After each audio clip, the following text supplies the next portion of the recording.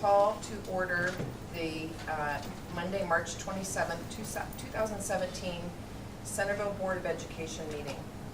Roll call, please, Mitch. Mr. Evers, Annie Self. Here. Mr. Schroyer. Here. Dr. Rower, and Mrs. Osterhage. Here. May we all please rise to say the Pledge of Allegiance. I pledge allegiance to the flag of the United States of America and to the republic for which it stands, one nation, under God, indivisible, with liberty and justice for all.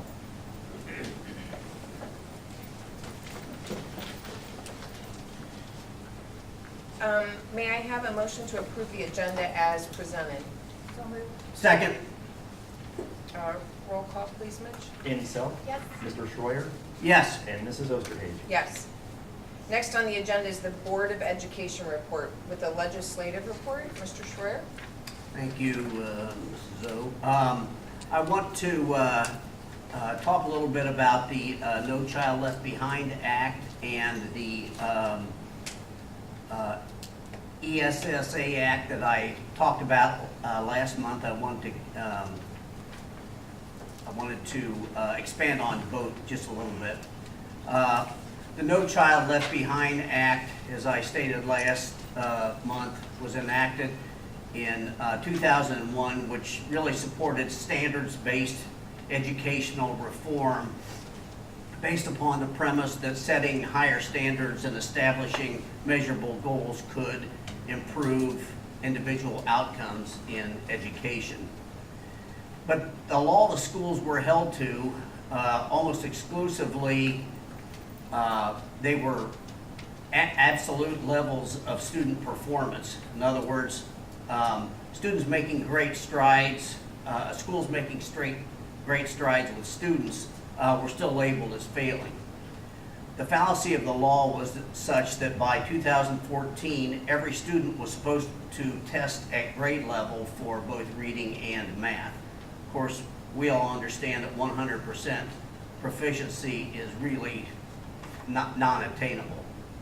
So in 2015, what Congress did was they replaced the No Child Left Behind with the Every Student Succeeds Act.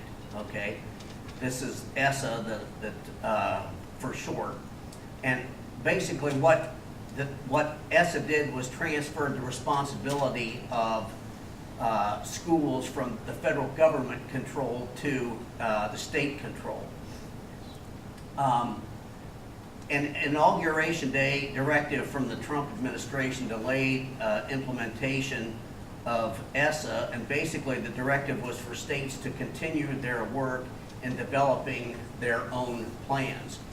And I'd like to share some things that were in the Dayton Daily News yesterday, written by Jeremy Kelly, and that is that the Ohio Department of Education has decided to delay until September submission of its plan to implement the new federal education law, which we're talking about ESSA here. And the state superintendent basically determined that even though there were 10 meetings held across the state, there were many people at the end that did not feel like that their interests were represented in what Ohio put together. So basically what we've got is until September of 2017 right now to implement the new state ESSA plan. That's it. Thank you. Thank you, Mr. Schroyer. Next on the agenda is hearing of the public. At this point, before the board votes on any matters this evening, we would like to invite anyone who would like to address the board to do so. If you would like to speak, please come up to the podium, tell us your name, and talk about anything that involves Centerville City Schools. We ask that you limit your remarks to 3 to 5 minutes. If you would like to speak longer at a board meeting, we ask that you contact the superintendent and ask to be placed on the agenda of a future meeting. Members of the board will listen to anyone who wishes to speak, but will not engage in dialogue with the speaker. If anyone here this evening or watching on television would like to talk with any or all of the board members of the board, please call or email the district office and you can get our contact information. We are all happy to discuss Centerville City Schools with any of the members of our community and can do so by phone, email, or in person. Is there anyone that would like to speak to the board this evening? Okay. If not, moving to the next item.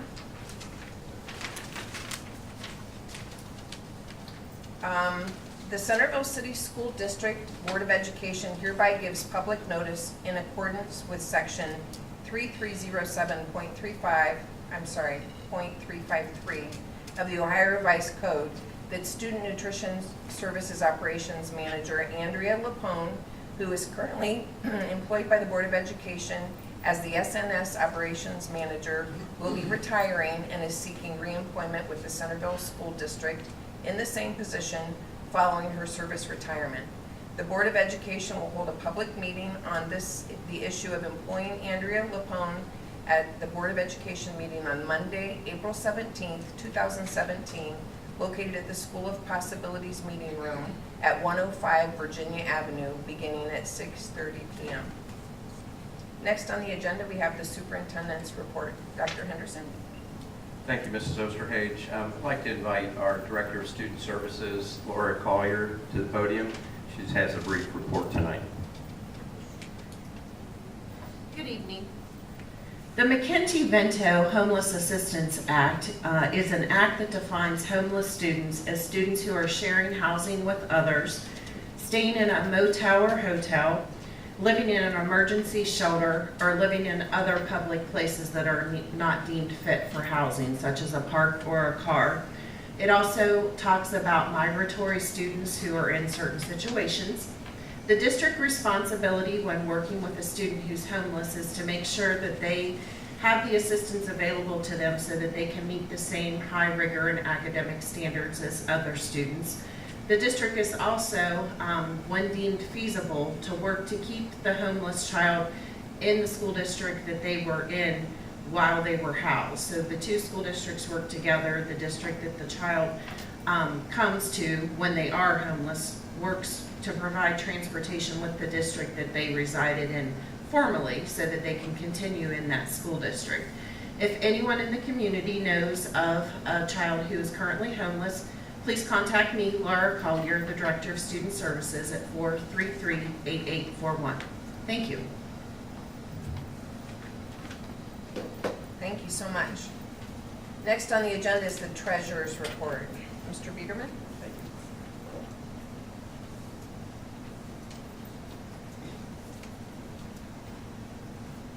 you. Good evening. This is the treasurer's report for March 27, 2017. I have 4 slides to share tonight. The first slide is a brief summary of revenue, and the next slide is a chart about real estate tax collections. The third slide summarizes expenses, and the last slide provides a summary of the projected budgeting process for the 2017-18 school year. As listed in this first slide, revenue from public utility collections, investment earnings, and from local and state sources are all on track with the estimates. I spoke with the county auditor last week, and the final settlement this year for real estate tax collection will be in April.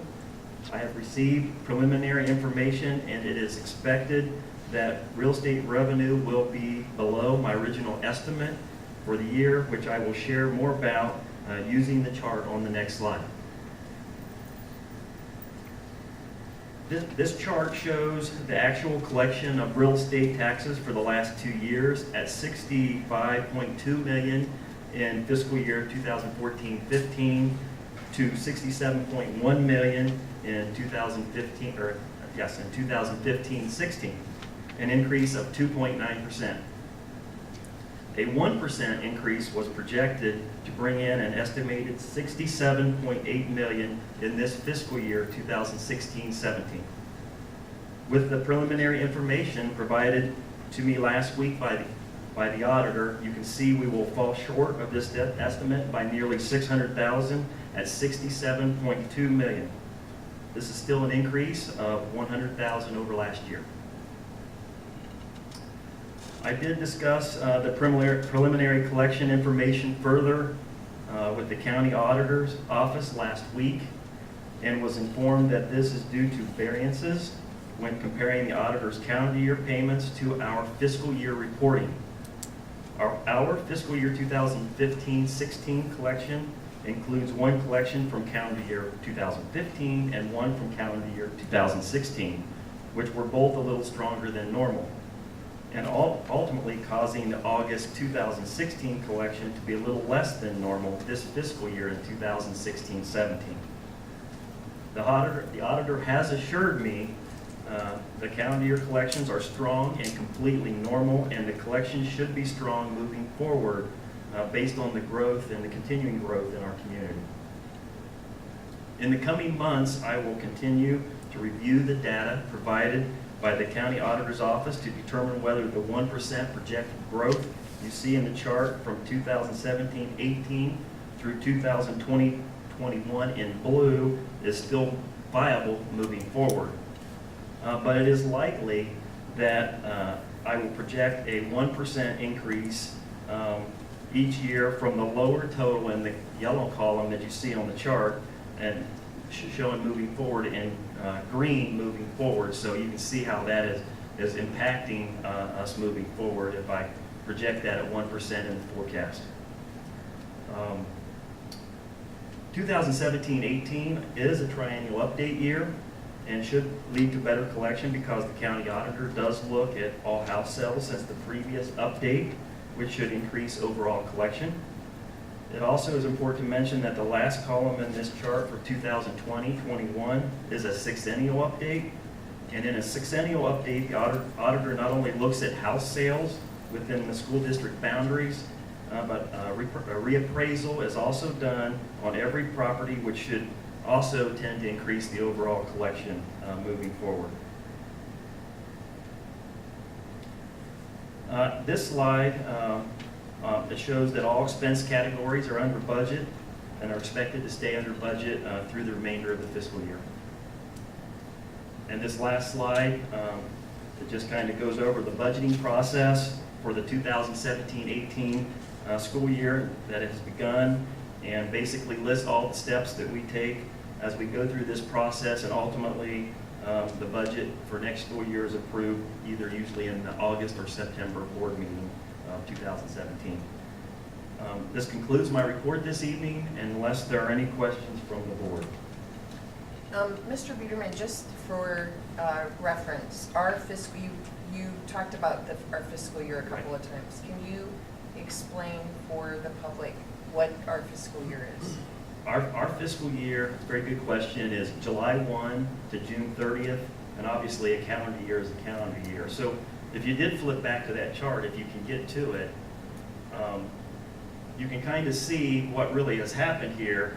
In simple terms, is the $67.1 million year in 2015-16 was probably a little high, and the yellow and black column in 16-17 is probably a little low, based on kind of the way I tried to terminology with that. And it's kind of difficult to understand, but the slope should continue on the track, hopefully somewhere in between that green line and the blue line throughout the remainder of the forecast. And we just haven't settled on that. The next forecast will not have to be approved until May, so we've got some more time to continue to study that information. But the fiscal year questions are very good.